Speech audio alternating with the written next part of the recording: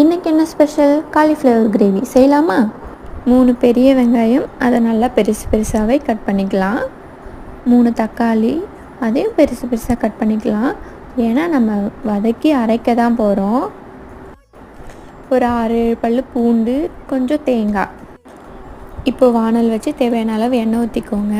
வெங்காயம், பூண்டு, தக்காளி, தேவையான அளவு உப்பு போட்டு நல்லா வதக்கிக்கோங்க. லாஸ்ட்டாக தேங்காய் போட்டுக்கோங்க. மஞ்சள் தூள், கறி மசாலா தூள் போட்டு நல்லா வதக்கிக்கோங்க. இப்போது மிக்ஸி ஜாரில் போட்டு நல்லா பேஸ்ட்டாக இது போல் அரைச்சிக்கோங்க. அகைன் வானல் வச்சு எண்ணெய் ஊற்றி கடுகு, சோம்பு போட்டு வேக வச்சுருந்த காலிஃப்ளவர் போட்டு நல்லா வதக்கிக்கோங்க. இப்போது அரைச்சி வச்சுருந்த பேஸ்ட்டையும் இதில் மிக்ஸ் பண்ணி நல்லா கொதிக்க விட்டு கொத்தமல்லி தழை தூவி இறக்குனா கமகமன்னு காலிஃப்ளவர் கிரேவி ரெடி. தோசை, இட்லிக்கெலாம் நல்லாயிருக்கும். ட்ரை பண்ணி பாருங்கள்.